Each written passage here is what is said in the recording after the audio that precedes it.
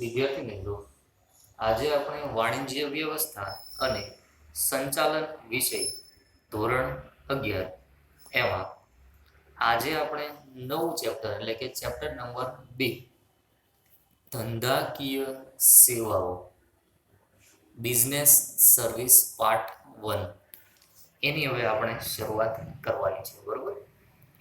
તો સમજીએ કે આ ચેપ્ટરમાં આપણે શું શું ભણવાનું છે. કે પ્રથમ ચેપ્ટર પૂર્ણ થઈ ગયું એટલે કે આપણે કોમર્સમાં તમે એડમિશન લીધું, બરોબર? તો એને લગતી બેઝિક માહિતી આપણે ભણી ગયા કે ધંધો કોને કહેવાય, વ્યવસાય કોને કહેવાય, રોજગાર એટલે કે નોકરી કોને કહેવાય, બરોબર? ઉદ્યોગોના પ્રકારો જોયા આપણે, બરોબર? તો આ બધી વિગત આપણે જોઈ. તો હવે જોવાનું છે કે આપણો ધંધાકીય એકમ છે, આપણી કંપની છે, અથવા તો આપણે કોઈ પણ પેઢી શરૂ કરવી છે, તો એને અમુક સેવાઓની જરૂર પડે છે, બરોબર? જેમ કે આપણે કોઈ દુકાન ચાલુ કરી હોય, કરિયાણાનો વેપારી હોઈએ આપણે, તો આપણે બેંકની જરૂર પડે. આપણા ધંધાનો માલ સામાન છે એને નુકસાન ન જાય એટલા માટે આપણે એનો વીમો ઉતારીએ છીએ, બરોબર? કે ઘણી વખત આપણે સંદેશા વ્યવહારની સેવાનો પણ ઉપયોગ કરવો પડે છે, બરોબર? પછી જોઈએ તો વખાર એટલે કે ગોડાઉનની સેવા પણ આપણે મેળવવી પડે છે, બરોબર? અને ખાસ તો વાહન વ્યવહારની સેવાનો પણ આપણે શું કરવો પડે છે? ઉપયોગ કરવો પડે છે. એટલે કે આ બધી જ સેવાઓ હવે આપણે ચેપ્ટર નંબર 2 અને ચેપ્ટર નંબર 3 આ બંનેમાં આપણે જોવાની છે. તો હવે આજે શરૂ કરીએ કે ચેપ્ટર નંબર 2. થોડું ઇન્ટ્રોડક્શન જોઈએ કે અર્થતંત્રમાં સેવાઓનું મહત્વ વધતું જાય છે. સેવાઓના કારણે સગવડમાં અથવા અનુકૂળતામાં શું થાય છે? વધારો. બેન્કિંગ, વીમો, ટપાલ, વખાર, વાહન વ્યવહાર આવી સેવાઓ છે. આ સેવાઓ માત્ર વાણિજ્યના અંગ તરીકે વેપારને જ મદદ કરતા બનતી નથી, પરંતુ આગળ જતા તેનાથી પણ વધીને ઉદ્યોગો, ખેતી અને અન્ય તમામ ધંધાને અથવા તો કોઈ પણ વ્યક્તિને મદદરૂપ બને છે. બેન્કિંગ, વીમો, ટપાલ, વખાર અને વાહન વ્યવહારની સેવાઓમાં એટલું બધું વૈવિધ્ય આવી ગયું છે કે તે આર્થિક પ્રવૃત્તિઓની સીમાઓ વટાવી ગઈ છે. એટલે કે દેશ વિદેશમાં આપણી વસ્તુનું વેચાણ કરી શકો છો આ બધી જ સેવાઓની મદદથી. પછી કીધું છે કે કૌટુંબિક તથા સામાજિક વ્યવહારોની સેવાઓ પણ બની ગઈ છે. એટલે કે આપણે ધંધો ભલે ન કરતા હોઈએ પણ આ બધી સેવાનો આપણે ઉપયોગ કરતા જ હોઈએ છીએ. આધુનિક જમાનામાં આ સેવાઓના ક્ષેત્રે વિવિધતા અને વિશિષ્ટતા જોવા મળે છે. આ સંસ્થાઓ પરસ્પર અવલંબિત બની ગઈ છે. કે ધંધાકીય એકમ અને આ જુદી જુદી વિવિધ સેવાઓ એકબીજા ઉપર શું રહેલી છે? આધારિત રહેલી છે. અવલંબિત એટલે શું થાય?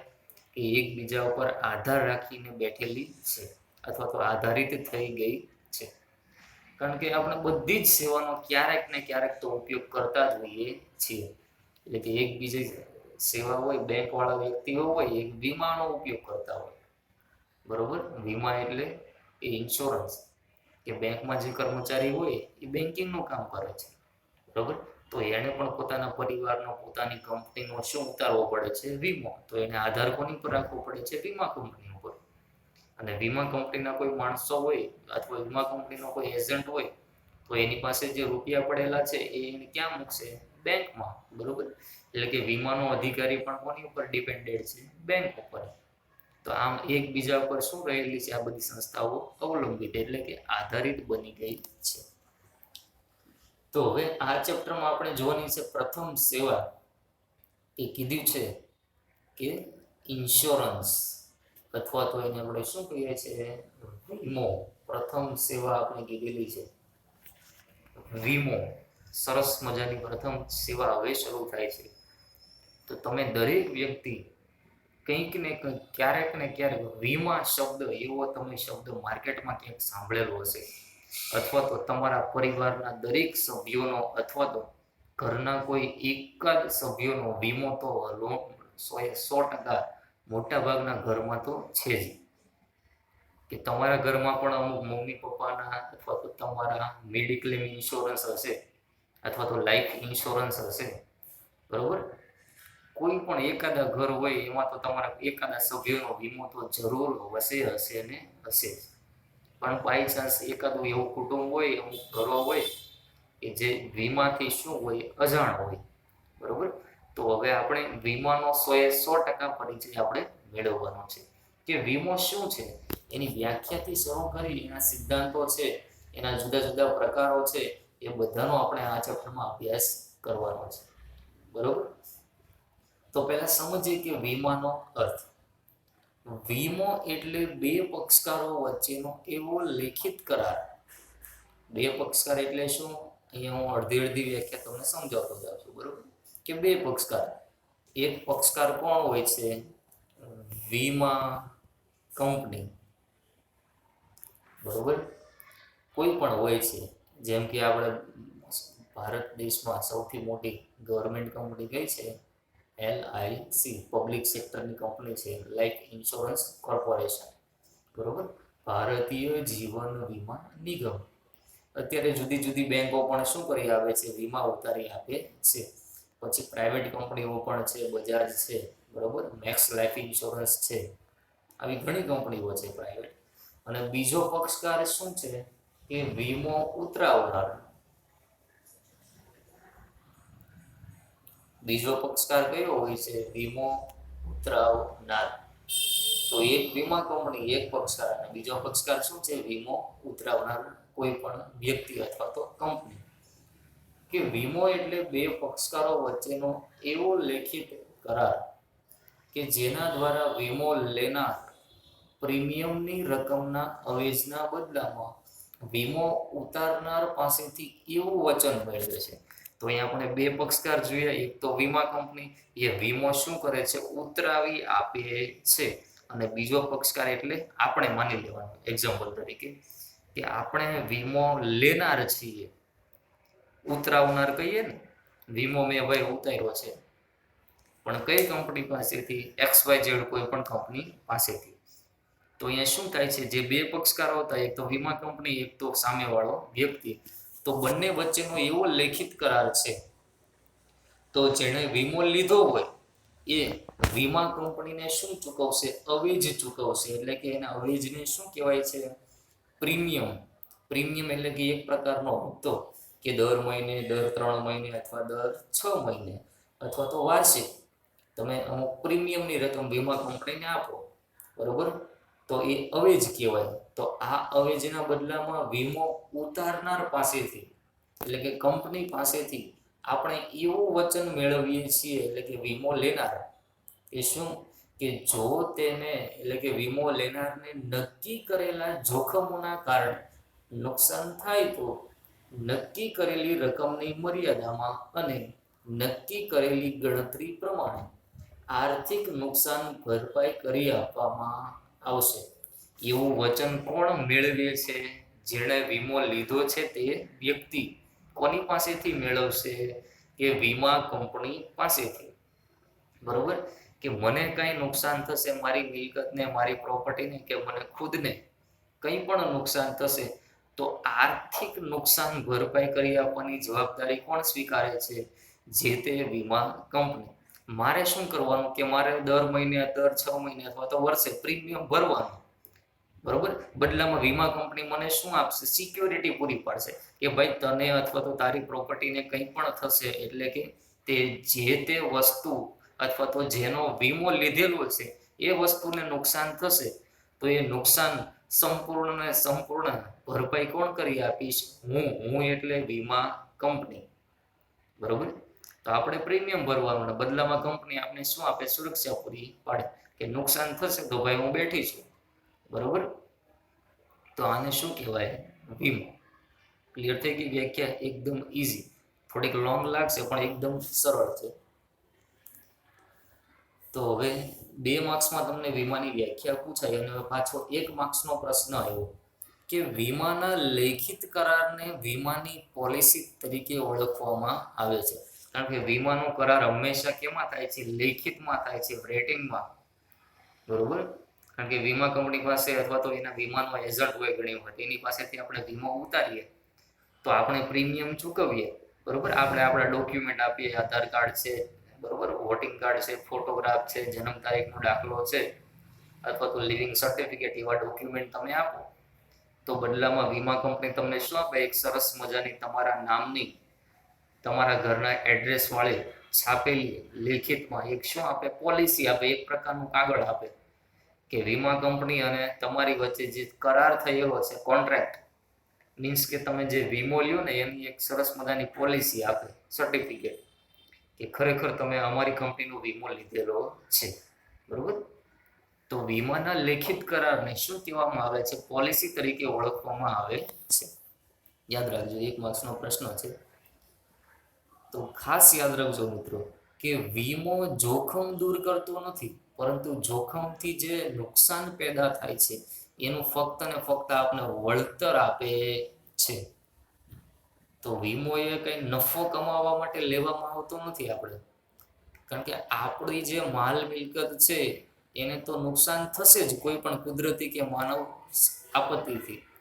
તો એ આપત્તિથી થતું નુકસાન છે એને રોકી શકતો નથી વીમો, પરંતુ જે નુકસાન થયું છે તો એની અમુક આંશિક રકમ આપને ભરપાઈ કરી આપે, એટલે આપને રાહત મળી જાય કે નહીં, આપણી 1 લાખની મિલકતને નુકસાન થયું તો 1 લાખ રૂપિયા વીમા કંપની આપી દેશે, પરંતુ આપણી મિલકતને નુકસાન થતું એ રોકતું નથી, પરંતુ રાહત આપે છે, બરોબર, કે નુકસાનનું વળતર આપે છે.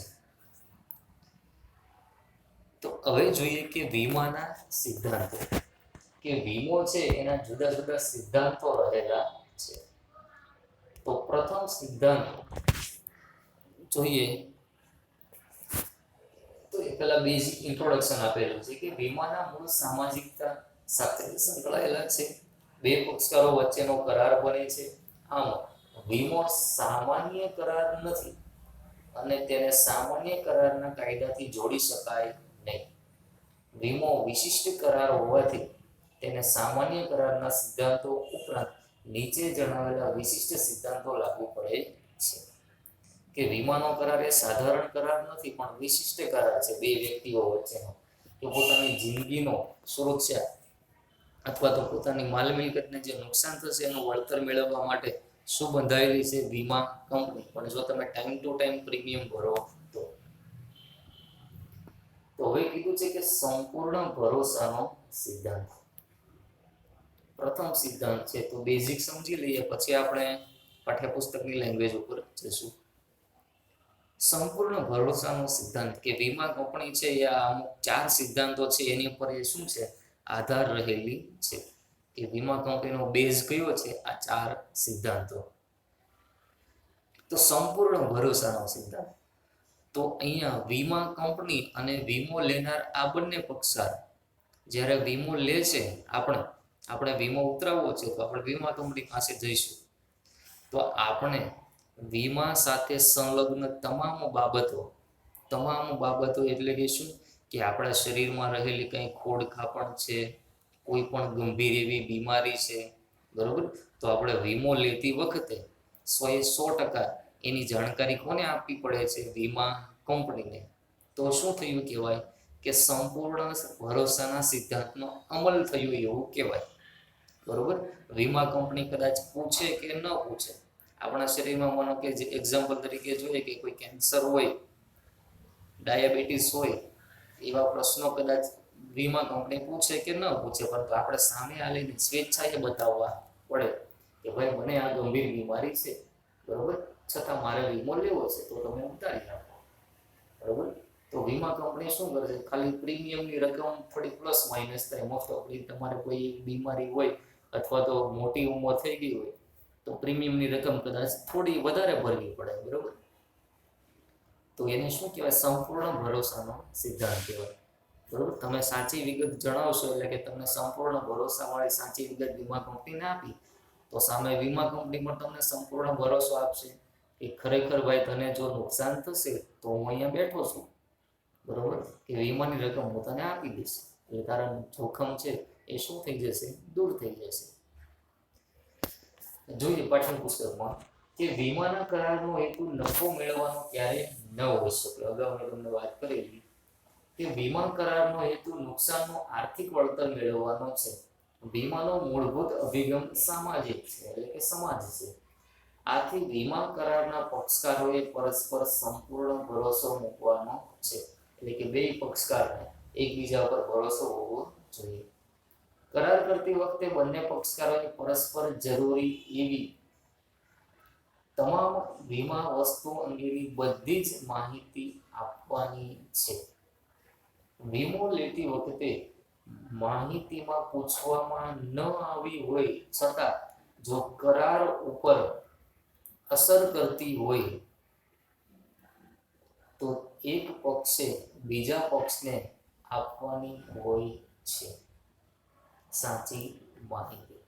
કોઈ પણ માહિતી છુપાવીને કરેલા કરાર વીમાનો કરાર એક દગો કહેવાય છે. મીન્સ કે એક પ્રકારનો ક્રાઇમ, છેતરપિંડી કહી શકાય આપણે. અને સંપૂર્ણ ભરોસાના સિદ્ધાંતનો અહીંયા શું થયો કહેવાય? ભંગ થયો એવું કહેવાય. બરોબર, કોઈ માહિતી છુપાવો અને પછી તમે પોલિસી તો લઈ લ્યો છો વીમાની, પણ એ ખરેખર શું કહેવાય? એક પ્રકારનો દગો દીધો કહેવાય, છેતરપિંડી કરી કહેવાય. જ્યારે પણ વીમાના પક્ષકારોને ખબર પડે કે સંપૂર્ણ ભરોસાના સિદ્ધાંતનો ભંગ થયો છે, ત્યારે વીમા કરારને રદ સમજવામાં આવે છે. એટલે કે કરાર રદ બાદલ ગણે. ભલે પોલિસી તમે લીધી, ભલે પ્રીમિયમ ભર્યું હોય, તો પણ પ્રીમિયમની રકમ તમને મળશે નહીં અને વીમો પાકતી તારીખે તમને મળવા પાત્ર થશે નહીં. એટલે કે વીમો લેનારને તેણે ભરેલા પ્રીમિયમની રકમ પણ પરત મળતી નથી. તેમજ જો નુકસાન થાય તો વળતર મેળવવાનો પણ હક રહેતો નથી. કારણ કે ભાઈ તમે ભરોસાનો શું કર્યો છે? ભંગ કર્યો છે. એટલે ભાઈ તમે ભલે પ્રીમિયમ ભર્યું પણ અમે વીમાની રકમ ચૂકવશું નહીં. બરોબર, તો આ પ્રથમ સિદ્ધાંત હતો. હવે સેકન્ડ નંબર કે છે કે નુકસાન વળતરનો સિદ્ધાંત. તો આ સિદ્ધાંત ઉપર આ સેકન્ડ સિદ્ધાંત છે એ ખૂબ જ ઇમ્પોર્ટન્ટ અને વીમાના દરેક સિદ્ધાંતોનો હાર્દ અથવા તો વીમાનો કરાર છે એનું હાર્દ શું છે? આ નુકસાન વળતરનો સિદ્ધાંત. બરોબર, યાદ રાખજો. 1 માર્ક્સનો પ્રશ્ન અહીંયા આપણે આપેલો છે. શું કે વીમા કરારનો હાર્દ શું છે? નુકસાન વળતરનો સિદ્ધાંત. બરોબર, કે તમારી મિલકતને નુકસાન થયું છે તો આ સિદ્ધાંત મુજબ ગણતરી કરવામાં આવે કે તમને ખરેખર કેટલી રકમ ચૂકવવા પાત્ર છે અથવા મળવા પાત્ર છે. તો એની ગણતરી આ બીજા સિદ્ધાંતના આધારે કરવામાં આવે છે. એટલે આપણે કહી શકીએ કે વીમા કરારનું હાર્દ શું છે? નુકસાન વળતરનો સિદ્ધાંત. જોઈએ આગળ કે વીમો લેનારને નુકસાન થાય તો તેનું વળતર મળી શકે તે માટે વીમાના કરાર થાય છે. વીમાના કરારનું હાર્દ નુકસાન વળતરનો સિદ્ધાંત છે. બરોબર, આવ્યું? જોઈએ આગળ કે વીમો લેનારને નુકસાન થાય તો વીમા કંપની તેનું કેટલું વળતર ચૂકવશે તે આ સિદ્ધાંતનો ઉપયોગ કરીને નક્કી કરવામાં આવે છે, અથવા તો આ સિદ્ધાંતને આધારે એની ગણતરી કરવામાં આવે છે. વીમો ઉતરાવનારને તેણે થયેલું નુકસાન વળતર જ મેળવી શકે છે, નફો કરી શકતો નથી. એટલે કે જેટલું નુકસાન થયું છે એટલી રકમ મળશે, એનાથી વધુ રકમ મળતી નથી. બરોબર, કે 5 લાખની વસ્તુ હોય અને 6 લાખનો દાવો કરે તો વીમા કંપની કાંઈ 6 લાખ રૂપિયા ચૂકવતી નથી. તો તમારા બધા નફો ચાલુ કરે ને. આ લોકો મિલકત 5 લાખની હતી અને 6 લાખની દર ચાલે તો 1 લાખનો નફો થઈ જાય. એટલે શું કીધું કે વીમો એ નફો લેવાનું સાધન નથી, પણ જેટલું નુકસાન થયું એનું વળતર મેળવવાનો એનો શું છે? અધિકાર. પછી કીધું છે કે વીમો લેનાર વસ્તુની કિંમત કરતા ઓછી કિંમતનો વીમો ઉતરાવે તો ગર્ભિત રીતે, એટલે કે ગર્ભિત રીતે એટલે શું? કે જોઈ ન શકાય એ રીતે, એક ટર્મ એન્ડ કન્ડિશન આપણે કહી શકીએ. ગર્ભિત રીતે સ્વીકારાય છે કે ઓછી કિંમતના પ્રમાણસર નુકસાન તે ભોગવશે. તો આપણે 3 કન્ડિશન આપેલી છે એક્ઝામ્પલ તરીકે, એટલે કે નુકસાન વળતરનો સિદ્ધાંત સમજવા માટે. બરોબર, અહીંયા તમે કોઈ પણ એક્ઝામ્પલ લઈ શકો તો તમને સરળતાથી સમજાય એટલા માટે અહીંયા તમને 3 કન્ડિશન, 3 પરિસ્થિતિ ક્રિએટ કરેલી છે કે જો આવું હોય તો કેટલી રકમ મળે, આવી પરિસ્થિતિ હોય તો કેટલી રકમ તમને મળવા પાત્ર છે. તો જોઈએ સરસ મજાનું પ્રથમ એક્ઝામ્પલ કે એક વ્યક્તિએ તેની 5 લાખની વસ્તુનો, મિલકતની કિંમત કેટલી છે? 5 લાખ રૂપિયા. બરોબર, યાદ રાખજો, અથવા તો લખો તો નીચે લખતા રહેજો પેન્સિલથી.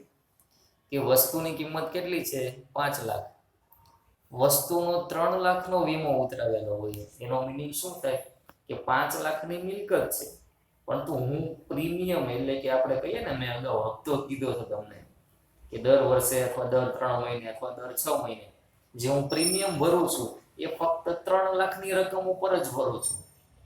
મિલકત 5 લાખની છે છતાં હું 3 લાખ ઉપર ભરું છું, બરોબર.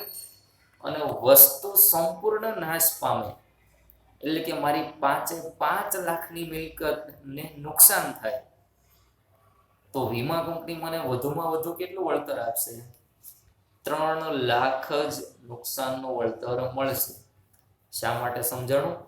કારણ કે વસ્તુ 5 લાખની હતી પણ હું તો 3 લાખ ઉપર જ પ્રીમિયમ ભરતો ને, એટલે નુકસાન ભલે 100% 5 લાખનું થયું પણ જેટલી પ્રીમિયમ હું ભરતો હોઉં જેટલી મિલકત માટે તો એટલી જ રકમ મને નુકસાન વળતર તરીકે મળવા પાત્ર છે.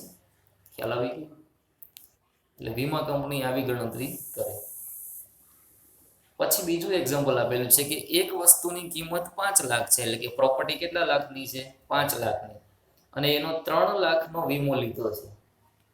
5 લાખની પ્રોપર્ટી, 3 લાખનો વીમો લીધો છે, બરોબર. અને તે વસ્તુ આંશિક રૂપે એટલે કે અમુક ટકા લેકે નુકસાન થાય છે, એટલે કે આંશિક રૂપે એટલે થોડું એવું નુકસાન થાય છે, એટલે કે 2 લાખનું નુકસાન થાય તો ઉતરાવેલ વીમાની રકમનું પ્રમાણસર વળતર એટલે કે 1,20,000 રૂપિયા મળશે. તો સમજીએ કઈ રીતે 1,20,000 આવ્યા, બરોબર. તો મિલકત કેટલી છે? 5 લાખની, બરોબર. અને વીમો કેટલાનો લીધો છે? 3 લાખનો, એટલે કે 3 લાખ ઉપર હું પ્રીમિયમ ભરું છું. અને વસ્તુને પાછું 5 લાખની પ્રોપર્ટી હતી, એમાં શું થયું કે આંશિક રૂપે નુકસાન થયું. કેટલા લાખનું? 2 લાખનું. તો વીમા કંપની મને કેટલી રકમ ચૂકવશે? અહીંયા તો ગણતરી કરીને આપેલી છે પણ ગણતરી આપણે જાતે કરવાની છે કે 1,20,000 કઈ રીતે આવ્યા, બરોબર. કે વસ્તુ કેટલી છે? પ્રોપર્ટી 5 લાખની. ક્લિયર થાય છે કે 5 લાખની પ્રોપર્ટી છે પણ હું પ્રીમિયમ કેટલા લાખનો ભરતો હતો? 3. કે 5 લાખની મિલકત છે, બરોબર.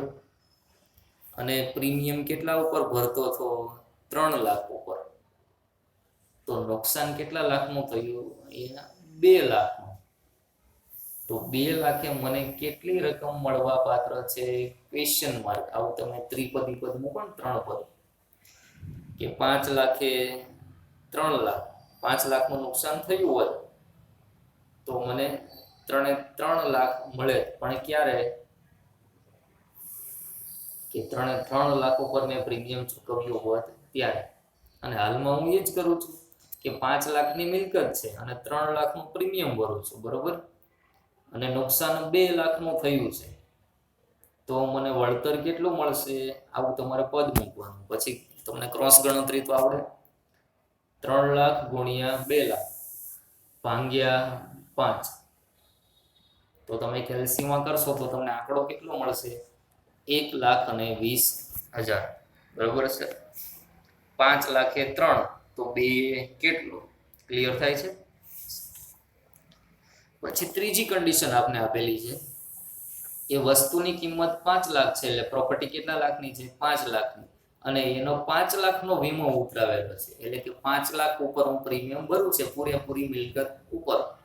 અને વસ્તુ સંપૂર્ણ નાશ પામી એટલે કે નુકસાન કેટલું થયું? 5 લાખનું થઈ ગયું. તો કંપની મને વળતર પણ કેટલું આપશે? પૂરેપૂરું 5 લાખનું. શા માટે સમજાણું? કારણ કે 5 લાખની પ્રોપર્ટી છે અને 5 લાખ ઉપર હું પ્રીમિયમ ભરું છું. ઉપર આપણે બેમાં 3 લાખ ઉપર ભરતા હતા, બરોબર. એટલે નુકસાનની રકમ આપણે વળતર તરીકે ઓછી મળતી. અહીંયા તો 5 લાખની મિલકત અને 5 ઉપર હું પાછું શું કરું છું? પ્રીમિયમ ભરું છું. અને મારી 5 લાખની મિલકતને નુકસાન થઈ ગયું 100%. તો વીમા કંપની પણ મને પૂરેપૂરા 5 લાખ વળતર તરીકે આપશે. એમાંથી 1 રૂપિયો પણ એ લોકો કટ કરી શકે નહીં. ક્લિયર થઈ ગયું? આગળ